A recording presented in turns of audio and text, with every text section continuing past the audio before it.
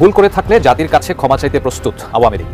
সেই সাথে গণতন্ত্র রক্ষায় আসছে নতুন কর্মসূচি। তবে আবারও মাঠে নামছে আওয়ামী লীগ। আগামী জাতীয় সংসদ নির্বাচনে আওয়ামী লীগের অংশগ্রহণে বাধা দেওয়া হবে না বলে মন্তব্য করেছেন নির্বাচন কমিশন সংস্কার কমিশনের প্রধান ডক্টর বদিউল আলম মজুমদার। একটি বড় রাজনৈতিক দলকে নির্বাচনের বাইরে রেখে নির্বাচন করাটা গণতন্ত্রের জন্য খুব স্বাস্থ্যকর নয়। আওয়ামী লীগ আসা দরকার আছে। আওয়ামী লীগ মুক্তিযুদ্ধের সপক্ষের একটা দল, মুক্তিযুদ্ধকে সেভ করার জন্য আওয়ামী লীগের দরকার আছে। ৭১-এর পরে কোনো থানা পোড়াই মারছে কোন মুক্তিযোদ্ধারা, এর একটা এক্সাম্পল আছে? হত্যা মামলা এবং মিথ্যা মামলা আর এই হয়রানিমূলক মামলা, এটা রেকর্ড ছাড়াই। বাংলাদেশের নির্বাচন নিয়ে নতুন এক কূটনৈতিক আলোচনার জন্ম দিয়েছে রাজনৈতিক কার্যক্রম নিষিদ্ধ সংগঠন আওয়ামী লীগ। শনিবার ঢাকায় জাতিসংঘ উন্নয়ন কর্মসূচি ইউএনডিপির প্রতিনিধি স্টেফান লিনার বরাবর আওয়ামী লীগের পক্ষ থেকে পাঠানো চিঠিতে এই আহ্বান জানানো হয়। দেশে নির্বাচন হবে সব দল নিয়ে, রাজনীতি থাকতেই হবে, সেখানে মানুষ তাদের কথা বলবে, মিটিং হবে, মিছিল হবে, কিন্তু এটা যেন ধ্বংসাত্মক কোনো পর্যায়ে না যায়, ধ্বংসাত্মক কোনো কার্যকলাপ আমরা চাই না। শুরুতে আওয়ামী লীগ নিয়ে নানা প্রশ্ন দেখা দিলেও দেশে গ্রহণযোগ্য নির্বাচন নিয়ে বাড়ছে চাপ। এমন অবস্থায় প্রশ্ন উঠছে, তাহলে কি আওয়ামী লীগও এই নির্বাচনে অংশ নিচ্ছে? একসময় প্রভাবশালী দল আওয়ামী লীগের ভোট ব্যাংক। এই আওয়ামী লীগের ভোটাররাই এখন বিরোধী দলগুলোর প্রধান টার্গেট, যাদেরকে নানা কৌশল আর প্রতিশ্রুতির মাধ্যমে নিজেদের দিকে টানতে চাইছে তারা। অবস্থা এমন যে আওয়ামী লীগের ভোট যার পাতে পড়বে তাকে আর ঠেকিয়ে রাখা যাবে না। তাই বাইরে যতই হাক ডাক শোনা যাক না কেন, ভেতরে ভেতরে চলছে আওয়ামী ভোটারদের দলে টানার প্রতিযোগিতা। অর্থাৎ আওয়ামী লীগ যার, গদি তার। আর এই সুযোগেই আওয়ামী লীগও দেখছে নীরবে রাজনীতিতে ফিরে আসার এক অভিনব পথ। আসসালামু আলাইকুম, নতুন একটি সংবাদে আপনাকে স্বাগতম। সাথে আছে আমি এইচ.এম. রুবেল। রাতেই আওয়ামী লীগকে নিয়ে নির্বাচনের ঘোষণা দিলেন জাতিসংঘ। এই নিয়ে সেনাবাহিনীকে কড়া বার্তা দিলেন জাতিসংঘ। 2024 সালের জুলাই আগস্টে পুলিশ, র্যাব, বিজিবি লেলিয়ে দিয়ে বাংলাদেশের ছাত্র জনতার উপর গুলি করে পালিয়ে যায় সাবেক প্রধানমন্ত্রী শেখ হাসিনা। এবার আগামী জাতীয় সংসদ নির্বাচনে আওয়ামী লীগ নির্বাচনে অংশগ্রহণ করবে বলে জানিয়েছেন জাতিসংঘ। জাতিসংঘ থেকে সেনাপ্রধান ওয়াকারুজ্জামানকে কঠিন হুঁশিয়ারি বার্তা দিয়ে বলেছেন, আগামী 5ই ফেব্রুয়ারির জাতীয় সংসদ নির্বাচনে আওয়ামী লীগকে অংশগ্রহণ করাতে। এদিকে যে কোনো পরিস্থিতিতে মোকাবেলা করতে প্রস্তুত বলে মন্তব্য করেছেন সেনাপ্রধান ওয়াকারুজ্জামান। জাতিসংঘের অধীনে হঠাৎ আওয়ামী লীগের নির্বাচনে কামব্যাক করাটা কিভাবে দেখছে জনগণ? দর্শকদের অনুরোধ করব একটা মুহূর্ত না টেনে সম্পূর্ণ ভিডিওটি মনোযোগ সহকারে দেখতে থাকুন। আমরা বেশি কথা না বাড়িয়ে সরাসরি দেখে আসবো কাঙ্ক্ষিত সব ভিডিওগুলো। তবে তার আগে বলবো, যারা প্রতিনিয়ত আপডেট খবর দেখতে চান তারা অবশ্যই আমাদের ইউটিউব চ্যানেলটি সাবস্ক্রাইব করে পাশের বেল আইকন অন করে দিবেন পরবর্তী ভিডিওর আপডেট সবার আগে দেখার জন্য। যারা আগে থেকেই সাবস্ক্রাইব করে রেখেছেন তাদেরকে অসংখ্য ধন্যবাদ। দর্শক, আপনারা কি কোন জায়গা থেকে ভিডিওটি দেখছেন অবশ্যই কমেন্ট করে জানিয়ে দিবেন। চলুন দর্শক, ভিডিওটিতে আমরা একটি লাইক দিয়ে ধারাবাহিকভাবে সব ভিডিওর আলোচনা দেখে আসি। ভুল করে থাকলে জাতির কাছে ক্ষমা চাইতে প্রস্তুত আওয়ামী লীগ। সেই সাথে গণতন্ত্র রক্ষায় আসছে নতুন কর্মসূচি। তবে আবারও মাঠে নামছে আওয়ামী লীগ। আগামী জাতীয় সংসদ নির্বাচনে আওয়ামী লীগের অংশগ্রহণে বাধা দেওয়া হবে না বলে মন্তব্য করেছেন নির্বাচন কমিশন সংস্কার কমিশনের প্রধান ডক্টর বদিউল আলম মজুমদার। একটি বড় রাজনৈতিক দলকে নির্বাচনের বাইরে রেখে নির্বাচন করাটা গণতন্ত্রের জন্য খুব স্বাস্থ্যকর নয়। আওয়ামী লীগ আসা দরকার আছে। আওয়ামী লীগ মুক্তিযুদ্ধের সপক্ষের একটা দল, মুক্তিযুদ্ধকে সেভ করার জন্য আওয়ামী লীগের দরকার আছে। ৭১-এর পরে কোনো থানা পোড়াই মারছে কোন মুক্তিযোদ্ধারা, এর একটা এক্সাম্পল আছে? হত্যা মামলা এবং মিথ্যা মামলা আর এই হয়রানিমূলক মামলা, এটা রেকর্ড ছাড়াই। বাংলাদেশের নির্বাচন নিয়ে নতুন এক কূটনৈতিক আলোচনার জন্ম দিয়েছে রাজনৈতিক কার্যক্রম নিষিদ্ধ সংগঠন আওয়ামী লীগ। শনিবার ঢাকায় জাতিসংঘ উন্নয়ন কর্মসূচি ইউএনডিপির প্রতিনিধি স্টেফান লিনার বরাবর আওয়ামী লীগের পক্ষ থেকে পাঠানো চিঠিতে এই আহ্বান জানানো হয়। দেশে নির্বাচন হবে সব দল নিয়ে, রাজনীতি থাকতেই হবে, সেখানে মানুষ তাদের কথা বলবে, মিটিং হবে, মিছিল হবে, কিন্তু এটা যেন ধ্বংসাত্মক কোনো পর্যায়ে না যায়, ধ্বংসাত্মক কোনো কার্যকলাপ আমরা চাই না। শুরুতে আওয়ামী লীগ নিয়ে নানা প্রশ্ন দেখা দিলেও দেশে গ্রহণযোগ্য নির্বাচন নিয়ে বাড়ছে চাপ। এমন অবস্থায় প্রশ্ন উঠছে, তাহলে কি আওয়ামী লীগও এই নির্বাচনে অংশ নিচ্ছে? একসময় প্রভাবশালী দল আওয়ামী লীগের ভোট ব্যাংক। এই আওয়ামী লীগের ভোটাররাই এখন বিরোধী দলগুলোর প্রধান টার্গেট, যাদেরকে নানা কৌশল আর প্রতিশ্রুতির মাধ্যমে নিজেদের দিকে টানতে চাইছে তারা। অবস্থা এমন যে আওয়ামী লীগের ভোট যার পাতে পড়বে তাকে আর ঠেকিয়ে রাখা যাবে না। তাই বাইরে যতই হাক ডাক শোনা যাক না কেন, ভেতরে ভেতরে চলছে আওয়ামী ভোটারদের দলে টানার প্রতিযোগিতা। অর্থাৎ আওয়ামী লীগ যার, গদি তার। আর এই সুযোগেই আওয়ামী লীগও দেখছে নীরবে রাজনীতিতে ফিরে আসার এক অভিনব পথ। এই যে আপনি এই আলাপটি দেখছেন, আপনিও কিন্তু আওয়ামী লীগের সমর্থক হতে পারেন, কিংবা আপনার পাশের 10টা লোকের মধ্যে নিশ্চয়ই আওয়ামী লীগের সমর্থক দেখতে পান। তো এই সব সমর্থক বা আপনার ভবিষ্যৎটা আসলে কি? দল যদি নির্বাচনেই আসতে না পারে, কাকে ভোট দেবেন আপনারা বা তারা? আপনাদের নিয়ে কিন্তু রাজনীতি হচ্ছে বেশ। তো কি সেই রাজনীতি? চলেন দেখা যাক।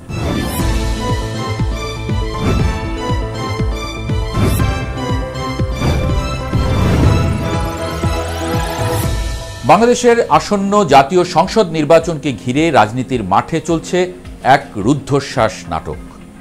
গণ অভ্যুত্থানে সরকারের পতনের পর রাজনীতিতে যে শূন্যতা তৈরি হয়েছে তা পূরণে প্রধান দলগুলো তো বটেই, এমনকি ছোট ও মধ্যম সারির দলগুলোও মরিয়া। কিন্তু এই পুরো ডামাডোলের কেন্দ্রে রয়েছে বাংলাদেশের রাজনীতিতে একসময় প্রভাবশালী দল আওয়ামী লীগের ভোট ব্যাংক। এই আওয়ামী লীগের ভোটাররাই এখন বিরোধী দলগুলোর প্রধান টার্গেট, যাদেরকে নানা কৌশল আর প্রতিশ্রুতির মাধ্যমে নিজেদের দিকে টানতে চাইছে তারা। অবস্থা এমন যে আওয়ামী লীগের ভোট যার পাতে পড়বে তাকে আর ঠেকিয়ে রাখা যাবে না। তাই বাইরে যতই হাকডাক শোনা যাক না কেন, ভেতরে ভেতরে চলছে আওয়ামী ভোটারদের দলে টানার প্রতিযোগিতা। অর্থাৎ আওয়ামী লীগ যার, গদি তার। আর এই সুযোগেই আওয়ামী লীগও দেখছে নীরবে রাজনীতিতে ফিরে আসার এক অভিনব পথ। ভোটার টানার রাজনীতি, কে কার ভরসা? আওয়ামী লীগের বিশাল ভোট ব্যাংককে নিজেদের পক্ষে টানার চেষ্টা চলছে জোরে সোরে। কৃষক শ্রমিক জনতা লীগের সভাপতি বঙ্গবীর কাদের সিদ্দিকীর স্পষ্ট বক্তব্যেও সেই আভাস মেলে। তিনি বলছেন আওয়ামী লীগের 43%, জাতীয় পার্টির 14% এবং তাদের নিজেদের 3% ভোট রয়েছে। তার শর্ত, যদি আওয়ামী লীগের ভোটাররা ভোট দিতে না পারে এবং জাপা ও বামপন্থী 14 দলীয় জোটকে নির্বাচনের বাইরে রাখা হয়, তবে তিনিও ভোটে যাবেন না। তার মূল উদ্দেশ্য একটাই, জনগণের ভোটাধিকার নিশ্চিত করা, যেখানে শুধুমাত্র বিএনপি বা জামায়াত নির্বাচন করবে এমন পরিস্থিতি তিনি চান না। এর মাধ্যমে তিনি ঘুরিয়ে আওয়ামী লীগের ভোটারদের ভোটদানের অধিকারের পক্ষে অবস্থান নিয়েছেন। অন্যদিকে গণ অধিকার পরিষদের নেতা নুরুল হক নূর যেন আরও এক ধাপ এগিয়ে। তিনি স্পষ্ট করে বলেছেন, যারা ভালো আওয়ামী লীগ তাদের জন্য বিএনপি জামায়াত সহ সকল দলের দরজা খোলা। এই কথাটি এক অর্থে আওয়ামী লীগের তৃণমূলের এবং অপেক্ষাকৃত কম বিতর্কিত নেতাদের প্রতি একটি সেফ প্যাসেজ বা নিরাপদ পথের ইঙ্গিত দেয়। এর মাধ্যমে তিনি আওয়ামী লীগের বিশাল জনসমর্থনের একটি অংশকে দলটির উচ্চ নেতৃত্বের ব্যর্থতার বিপরীতে দাঁড় করিয়ে নিজেদের জোটে টানার পাশাপাশি অন্য দলের সমীহ আদায় করতে চাইছেন, এমনই মত বিশ্লেষকদের। বিএনপি মহাসচিব মির্জা ফখরুল ইসলাম আলমগীরের বক্তব্য আরও সরাসরি। তিনি ঘোষণা দিয়েছেন, বিএনপি ক্ষমতায় গেলে আওয়ামী লীগের নেতাকর্মীদের বিরুদ্ধে করার সব মামলা তুলে নেবে।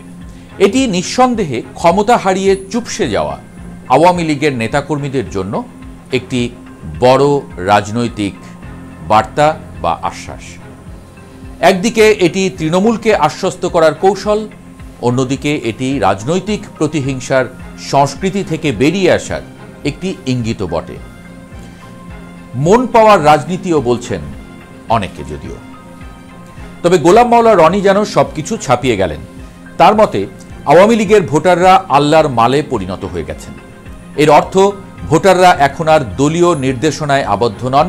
তিনি মনে করেন আওয়ামী লীগের যেসব শীর্ষ নেতা বা পাতি নেতা এখনও এলাকায় আছেন এবং পালাননি, তারা ইতোমধ্যে বিএনপি বা জামায়াতের সঙ্গে এক ধরনের নেগোসিয়েশন করে ফেলেছেন।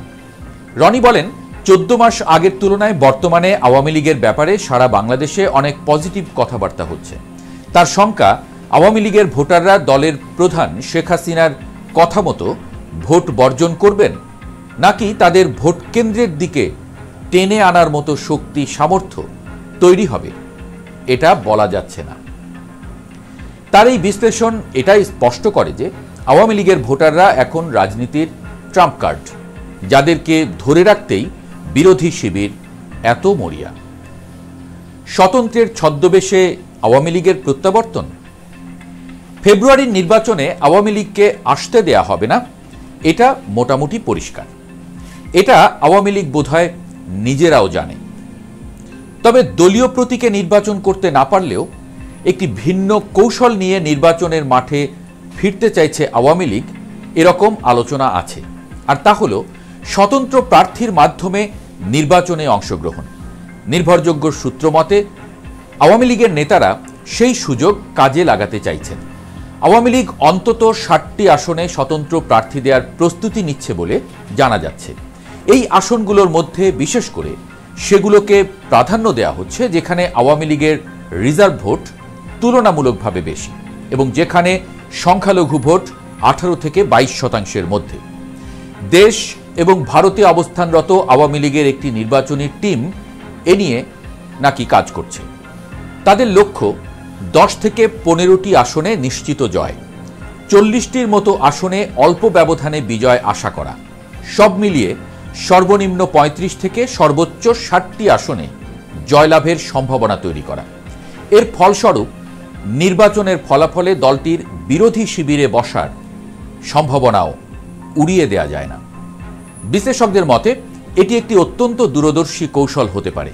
ক্ষমতাচ্যুত হওয়ার পরও দেশের রাজনৈতিক অঙ্গনে নিজেদের উপস্থিতি জোরালো রাখার এর চেয়ে ভালো পদ্ধতি আর হয় না বলেই মত বিশ্লেষকদের। জামায়াত ও আওয়ামী লীগের ট্র্যাজিক পলিটিক্স। নির্বাচনকে ঘিরে জামায়াতে ইসলামীর অবস্থান আরও জটিল সমীকরণের জন্ম দিয়েছে। তাদের নেতারা মনে করছেন কম আসন নিয়ে বিরোধী দলে গেলে দলীয় অবস্থান দুর্বল হবে, বরং বিএনপির সঙ্গে সমঝোতা করে সংসদে আসন বাড়ানো এবং মন্ত্রিসভায় অংশ নিতে পারাই তাদের জন্য লাভজনক হবে। তবে সবচেয়ে বড় কৌতুককর পরিস্থিতি তৈরি হবে তখন যখন সংসদে আওয়ামী লীগের স্বতন্ত্র এমপিরাও সরকারের বিরুদ্ধে কথা বলবেন। সূত্রমতে জামায়াত যদি পৃথকভাবে নির্বাচন করে সরকারের বাইরে থাকে তখন দৃশ্যত জামায়াত এবং আওয়ামী লীগের স্বতন্ত্র এমপিদের বিএনপির বিরুদ্ধে অবস্থান নিতে হবে। জামায়াতের দায়িত্বশীল সূত্র একে আত্মঘাতী এক ট্র্যাজিক পলিটিক্স বলে মনে করে। জামায়াত ইসলামীর নায়েবে আমির ডাক্তার সৈয়দ আবদুল্লাহ মোহাম্মদ তাহের স্পষ্টভাবেই বলেছেন, বর্ণচোরা আওয়ামী লীগারদের চিনতে মানুষ ভুল করবে না, জনগণ তাদের প্রতিহত করবে। অন্যদিকে সহকারী secretary general doctor Hamidur Rahman Azad তো আরও দৃঢ় কণ্ঠে বলেছেন, জামায়াত বিরোধী দলে যাবে কেন, তারা সংখ্যাগরিষ্ঠ আসন নিয়ে সরকার গঠন করবে। তবে রাজনীতিতে শেষ কথা বলে কিছু নেই, ইতিহাস সাক্ষী। 1996 সালে তত্ত্বাবধায়ক সরকারের দাবিতে আওয়ামী লীগের সঙ্গে এক হয়ে রাজপথে বিএনপি সরকারের বিরুদ্ধে জামায়াত আন্দোলন করেছিল। সেই জামায়াতে ইসলামীকে যদি ভবিষ্যতে আবারও বিএনপির বিরুদ্ধে আওয়ামী লীগের স্বতন্ত্র এমপিদের সাথে কৌশলগতভাবে এক হতে হয় তাহলে সেটা সেই ইতিহাসেরই পুনরাবৃত্তি ঘটবে। এবং তারপর যদি আওয়ামী লীগ দলীয়ভাবে নির্বাচনে অংশ নিতে না পারে তবে তাদের নেতারা স্বতন্ত্রভাবে জিতে সংসদে প্রবেশ করলে দেশে একটি আওয়ামী বান্ধব পরিবেশ তৈরি হবে। একটা সংখ্যায় এই স্বতন্ত্র এমপিরা যারা প্রকারান্তরে আওয়ামী লীগের লোক, তারা একজোট হয়ে দেশের শাসন ব্যবস্থায় একটি স্থিতিশীলতা ফিরিয়ে আনতে কাজ করবে। এই প্রক্রিয়ায় সরকার গঠনে তারা বড় ভূমিকা রাখতে পারবে। আর এই পরিবেশ তৈরি হলে দেশে প্রত্যাবর্তনের একটা পথও তৈরি হয়ে যেতে পারে দলটির প্রধান শেখ হাসিনার জন্য, এমনটা মনে করে তারা। সহজ কথায় আওয়ামী লীগের ভোটারদের ভোটগুলো নিশ্চিত করে তাদের প্রতিনিধিদের সংসদে ঢুকিয়ে একটি শক্তিশালী রিভার্স ফোর্স বা প্রত্যাবর্তন শক্তি তৈরি করাই হচ্ছে এই কৌশলের মূল লক্ষ্য। এই শক্তি কেবল বিরোধী শিবিরকে দুর্বল করবে না, বরং রাজনীতিতে এমন একটি আবহ তৈরি করতে পারে যা দলের উচ্চ নেতৃত্বের ফিরে আসার জন্য সহায়ক হবে। এই কৌশল একাধারে দলের ঐতিহ্য ও ক্ষমতাকে ধরে রাখার প্রচেষ্টা এবং একই সাথে দেশের রাজনীতিতে নিজেদের প্রাসঙ্গিকতা পুনরুদ্ধারের এক অভিনব উপায়। সেনানিবাসে ফেরত যাব, এই হচ্ছে মোটামুটি বিষয়। এবং আমি আজকে সকালেও চিফ অ্যাডভাইজার মহোদয়ের সাথে আমার জনগণের শান্তির জন্য যা কিছু করার করবে সেনাবাহিনী, এমন হুঙ্কার দিয়েছেন সেনাপ্রধান জেনারেল ওয়াকারুজ্জামান। শুধু তাই নয়, দেশে সুষ্ঠু নির্বাচন দিয়ে নিবেন বিদায়। রাজনৈতিক দলগুলোকে তারা যেন শান্তিপূর্ণভাবে তারা তাদের কার্যক্রম চালিয়ে যাক, কোনো ধরনের যেন ধ্বংসাত্মক কোনো কাজ না করে। মব সন্ত্রাসে অতিষ্ঠ দেশ, এমন অবস্থায় সেনাপ্রধানের নতুন বার্তায় যেন ঘুম হারাম অনেকের। গেল কয়েকদিন ধরে আইন শৃঙ্খলা ধরে রাখতে দিনরাত পরিশ্রম করছে সেনাবাহিনী। তবে কয়েকটি দলের বিরুদ্ধে এবার সরাসরি অ্যাকশনে নামার ঘোষণা দিলেন সেনাপ্রধান।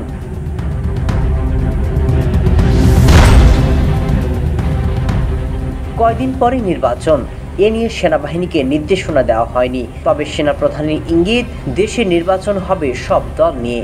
রাজনীতি থাকতেই হবে, সেখানে মানুষ তাদের কথা বলবে, মিটিং হবে, মিছিল হবে, কিন্তু এটা যেন ধ্বংসাত্মক কোনো পর্যায়ে না যায়, ধ্বংসাত্মক কোনো কার্যকলাপ আমরা চাই না।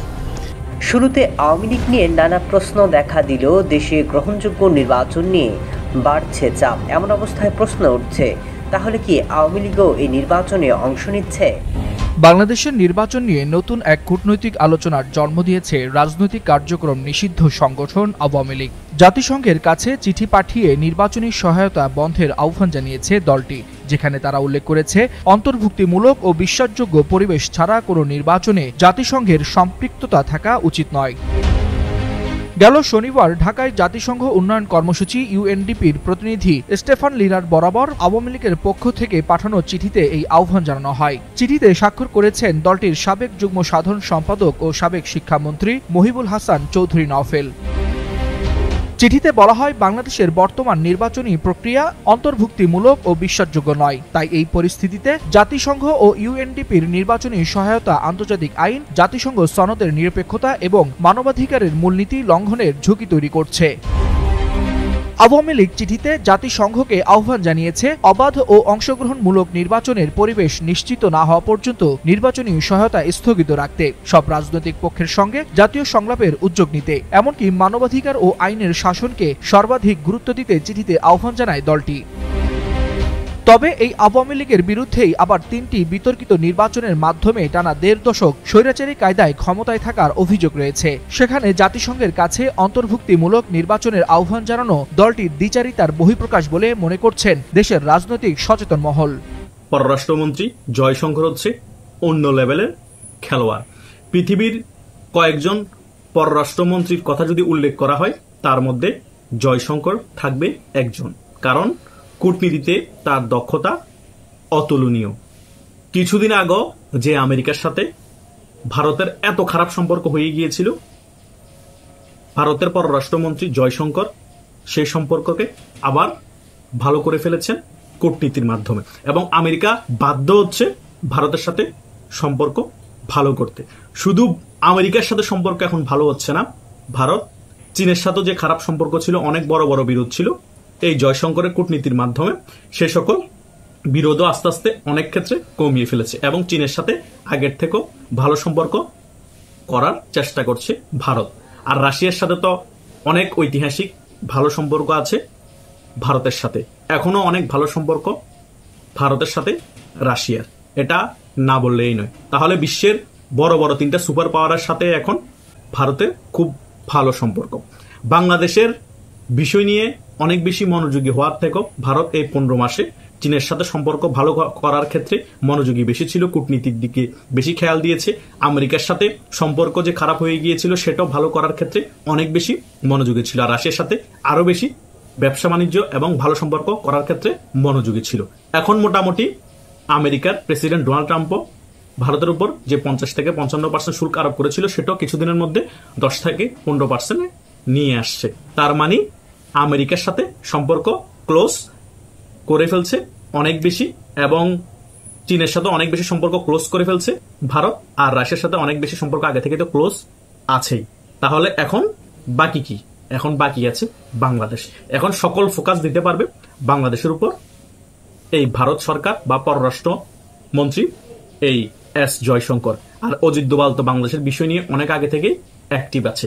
সে কারণে গত 2-3 দিন আগে যখন খলিল সাহেব ভারত সফরে আসবে শুনেছেন, অনেকেই চিন্তা করেছিলেন কি বিষয় নিয়ে কথা হতে পারে, কিন্তু গত কালকেই যখন বৈঠক হয়ে গিয়েছে অজিত দোভালের সাথে খলিল সাহেবের, তখনও কিন্তু ভারত একটা জিনিসের উপর সবচেয়ে বেশি গুরুত্ব দিয়েছে। কিসের উপর? বাংলাদেশের নির্বাচনের উপর। সেই নির্বাচনে যাতে আওয়ামী লীগ সহ হয় সেই ব্যাপারে সবচেয়ে বেশি গুরুত্ব দিয়ে কথা বলেছেন খলিলের সাথে। খলিল সাহেব নিরাপত্তা উপদেষ্টা হওয়ার পরও তিনি সাহস করে শেখ হাসিনার কথা তুলতে পারেননি অজিত দোভালের সাথে বৈঠকে, কারণ ভালো করে খলিল সাহেব জানে অজিত দোভালকে শেখ হাসিনার কথা বলে কোনো লাভ নেই, কারণ ভারত কখনো শেখ হাসিনাকে বাংলাদেশের হাতে তুলে দিবে না এবং এই বিষয়ে কথা বলো কোনো লাভ নেই। যত প্রত্যাবন চুক্তি, এই চুক্তি, সেই চুক্তির কথা বলো, শুধু একটা জিনিস চিন্তা করেন, তিব্বত থেকে যখন দালাই লামা ভারতে আশ্রয় নিয়েছিল, চায়না এত শক্তিশালী দেশ হওয়ার পরেও এখনো কি এই দালাই লামাকে চীন নিয়ে যেতে পেরেছে? নিয়ে যেতে পারেনি। এখনো দালাই লামা ভারতে থেকে তিব্বতের প্রবাসী সরকার পরিচালনা করছে। সে কারণে তিব্বত সম্পূর্ণরূপে নিয়ন্ত্রণ নিতে পারছে না এই চীন। এটাই হচ্ছে ভারতের বন্ধুত্ব। ভারত যাদের সাথে বন্ধুত্ব করে শেষ নিঃশ্বাস ত্যাগ নেওয়া পর্যন্ত বেইমানি করে না। পৃথিবীতে দুইটা দেশ আছে তার বন্ধুদের সাথে কখনো বেইমানি করে নাই বা বেইমানি করে না। 1 নম্বরে রাশিয়া, 2 নম্বরে ভারত। এটাই হচ্ছে রিয়েলিটি। তাই ভারত অন্তত বাংলাদেশের জন্য মন্দের ভালো, কিন্তু পাকিস্তান বলেন আর আমেরিকা বলেন, এরা যাদের বন্ধু তাদের শত্রুর প্রয়োজন নেই। তারা সেকেন্ডের মধ্যে চোখ পল্টে নিয়ে ফেলবে। যখন আপনার খারাপ অবস্থা দেখবে তখন আপনাকে আর সেখান থেকে সেভ করবে না, কিন্তু আপনাকে দিয়ে আপনাকে ব্যবহার করে তাদের স্বার্থ হাসিল করে নিবে। যখন তাদের স্বার্থ শেষ হয়ে যাবে আপনি বাঁচেন মরেন সেটা দেখার তাদের সময় নেই। এটাই হচ্ছে বাস্তবতা। তাই ভারতের কূটনীতি নিয়ে যারা এখনো মায়ের ভোগে আছেন তাদেরকে আমি একেবারে ক্লিয়ার করে বলতে চাই, ভারতের এখন সম্পূর্ণ ফোকাস হচ্ছে বাংলাদেশের উপর। এই 15 মাসে বিশ্বের সকল বড় বড় শক্তিদের সাথে ভারত ভালো সম্পর্ক করে নিয়েছে একমাত্র বাংলাদেশের উপর, যাতে খুব অ্যাক্টিভলি ফোকাস দিতে পারে। কেন? যাতে বিশ্বের মোরালগুলো বাংলাদেশের ব্যাপার নিয়ে ফোকাস দিলে কোনো প্রবলেম ক্রিয়েট না করে। তারপরও বাংলাদেশকে নিয়ে আমেরিকার সাথে বাংলাদেশের ইস্যু নিয়ে অনেক প্রবলেম হয়েছিল বিদে আমেরিকার সাথে অনেক বেশি খারাপ সম্পর্ক হয়ে গিয়েছিল কার? এই ইন্ডিয়ার। কিন্তু ভারত এটা ওভারকাম করে আমেরিকাকে মোটামুটি বুঝিয়ে দিয়েছে যে বাংলাদেশের ব্যাপার নিয়ে আমাদের থেকেও বেশি কিছু করার চেষ্টা করিয়েন না। আমরা বাংলাদেশের ব্যাপার মাথা থেকে ফেলবো না এবং বাংলাদেশের ব্যাপার সবসময় আমরা মাথায় রাখি, কারণ বাংলাদেশকে আমাদের নিয়ন্ত্রণ রাখতে হবে। কারণ বাংলাদেশ যদি আমাদের নিয়ন্ত্রণে না থাকে আমাদের দেশের সার্বভৌমত্বের হুমকি হবে। আমাদের সার্বভৌমত্বের রক্ষার ক্ষেত্রেই আমরা বাংলাদেশকে প্রায়োরিটি বেশি দিই এবং বাংলাদেশকে নিয়ন্ত্রণ রাখার চেষ্টা করি। যেমন দেখেন 15 মাসে বাংলাদেশের উপর ভারতের নিয়ন্ত্রণ কম থাকার কারণে ভারত এখন হুমকি ফিল। দর্শক এতক্ষণ সাথে থাকার জন্য অসংখ্য ধন্যবাদ। ইতিমধ্যে আপনারা ভিডিওর আলোচনা দেখে বুঝতে পেরেছেন আজকের ভিডিওটি কতটা গুরুত্বপূর্ণ। এই বিষয় নিয়ে আপনার মূল্যবান মন্তব্য অবশ্যই কমেন্ট করে জানিয়ে দিবেন। দর্শক আজকের জন্য এতটুকুই ভিডিও ছিল। আর পরবর্তী খবর পেতে আমাদের ইউটিউব চ্যানেলটি অবশ্যই সাবস্ক্রাইব করে পাশের বেল আইকন অন করে দিবেন। আল্লাহ হাফেজ।